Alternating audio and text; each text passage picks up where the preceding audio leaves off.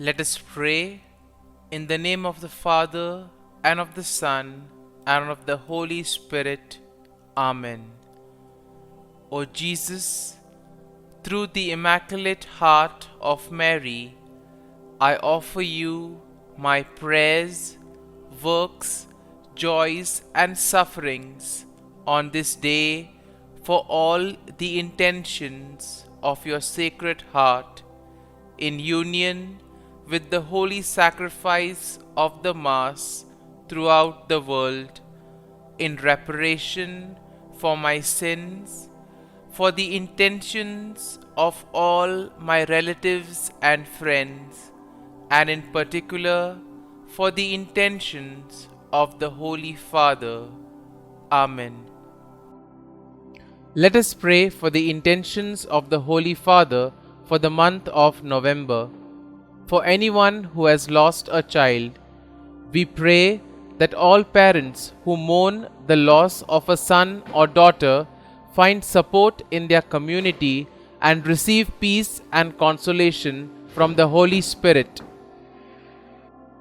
Our Father, who art in heaven, hallowed be thy name. Thy kingdom come, thy will be done, on earth as it is in heaven. Give us this day our daily bread, and forgive us our trespasses, as we forgive those who trespass against us. And lead us not into temptation, but deliver us from evil. Amen. Hail Mary, full of grace, the Lord is with you. Blessed are you amongst women, and blessed is the fruit of thy womb, Jesus. Holy Mary, Mother of God, pray for us sinners, now and at the hour of our death. Amen. Glory be to the Father, and to the Son, and to the Holy Spirit, as it was in the beginning, is now, and ever shall be, world without end. Amen. My dear friends, the Word of God welcomes you this morning. And as we spend this time with the Lord, as we begin this new day by devoting time to the Lord, let us ask the Lord to be with us, to guide us, to protect us, and most importantly, to lead us on throughout this day. That whatever we do, the words that we speak, the actions that we do, that they may all radiate the goodness, love, mercy, and peace of the Lord. Many times in life, we are so caught up with the activities, with our work, and because of that, we see that sometimes we find it difficult to recognize the small blessings and the graces that we continuously receive from the Lord. And because of this reason, we sometimes tend to take these things for granted. Therefore, it would be appropriate as we begin today's morning offering that we spend time thanking the Lord. With a generous heart, the Lord has been giving us many graces, many blessings. And therefore, let us thank Him for all that He has done for us. We begin by thanking the Lord for the gift of life, for giving us good talents, abilities. We also thank the Lord for the gift of our family members, friends, relatives, near and dear ones, and all those who have played a very important role in our lives. We see that these individuals have been ones who have shaped us and molded us. We are who we are because of their time, effort, and dedication. And therefore, in a very special way, let us pray for them and let us ask the Lord to bless them abundantly in all their endeavors. We also thank the Lord for the various opportunities that He has given us. Opportunities to make a difference in the lives of others, or opportunities to grow, opportunities to become better individuals. Similarly, there are also the experiences that we may have. There are some experiences which are really good, which we all want to cherish. But there may also be experiences that have been difficult, that have taught us a lot in life.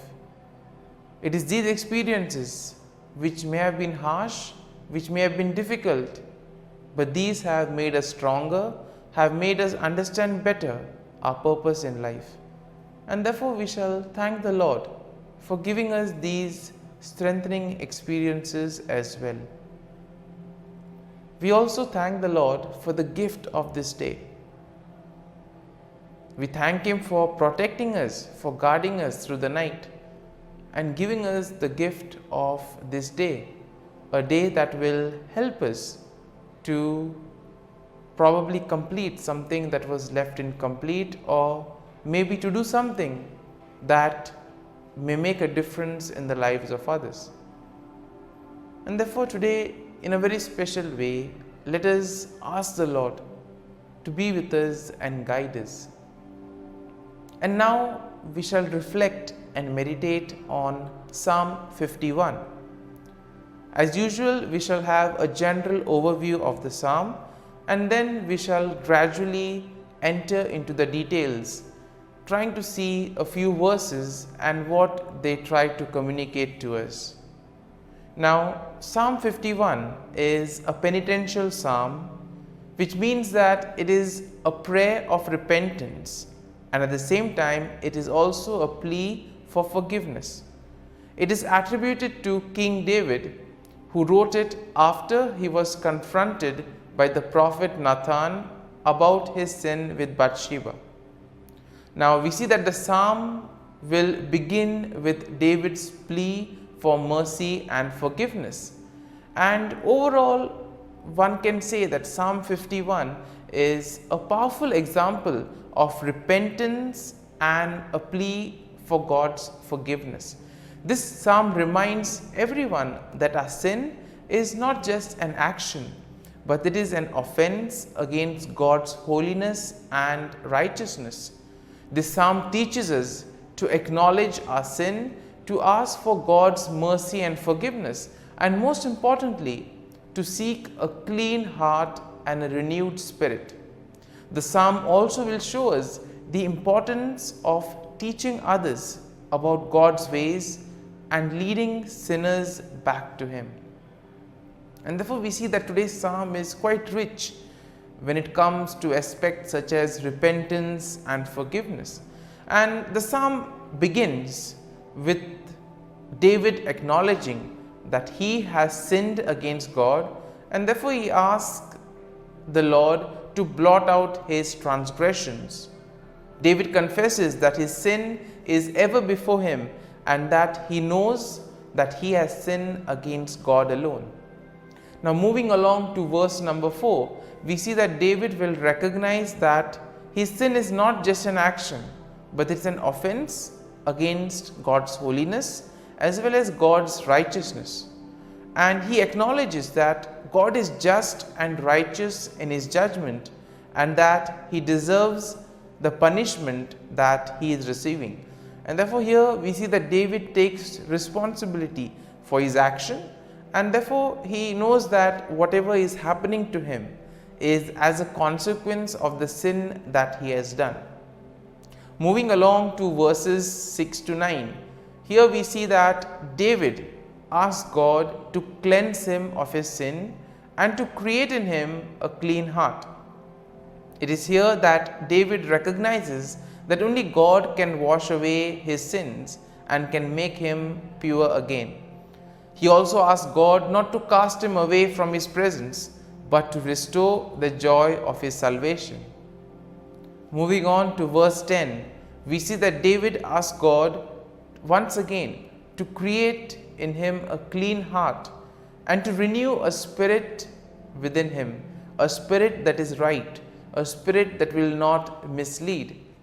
And this is a plea for God to change David's innermost being so that he can live a life that is pleasing to God.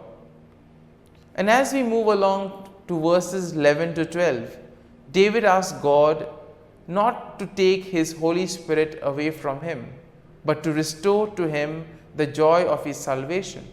He recognizes that his sin has caused him to lose the sense of God's presence in his life, and that he longs to be restored to the right relationship with God. And therefore we see that our sin is something that takes us away from God. It drags us away. And therefore, the more we sin, the more further we tend to go away. And David explicitly mentions this to the Lord. And then as we move to verses 13 to 17, here we see that David promises to teach others about God's ways and to lead sinners back to him.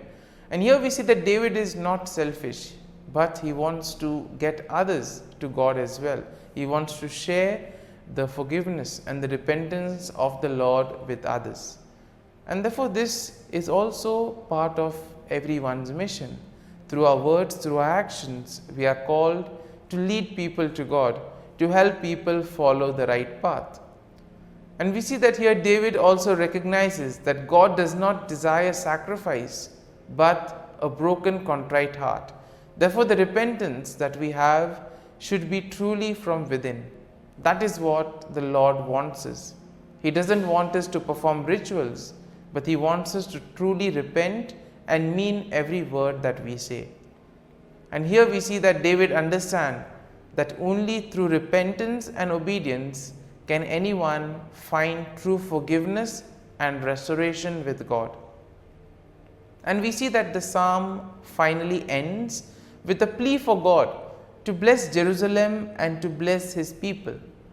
David recognizes that his sin has not only affected him, but also has affected the entire nation. And therefore he asks God to restore them to a right relationship with him.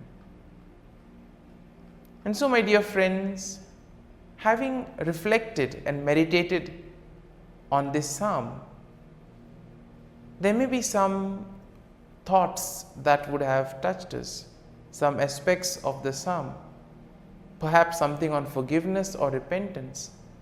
Let us allow these thoughts to remain with us. And let us now close our eyes, and at this morning hour, let us thank the Lord. Let us praise the Lord. Let us glorify the Lord. Loving Father, you have given us this time in the morning. You have been gracious to us. You have given us your Son, our Lord Jesus Christ, who has cleansed us from our sins. He has taken away all our sins and He has given us new life. Lord, as you have given us the Holy Spirit, we ask you, Lord, to bless us and to protect us. And for all this, Lord, we thank you, we praise you, and we glorify you. You have protected us, Lord, and you have guarded us all through the night. And you have given us this morning hour. For your great love and mercy, O Lord, we thank you. We offer you this day, O Lord, and all that we do. And we ask that you always be with us and accompany us in all our actions. And now, my dear friends, let us spend a few moments in silence, reflecting on any thought from Psalm 51 that would have touched us, something that would have given us a better understanding of ourselves. And let us remain with this thought, asking the Lord to change us, to help us become better individuals.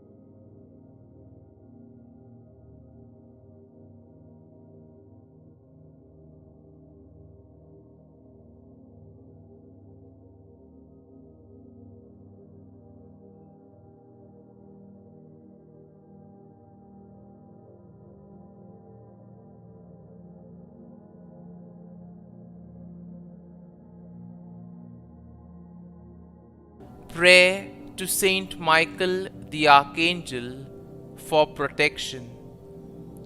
Saint Michael the Archangel, defend us in battle.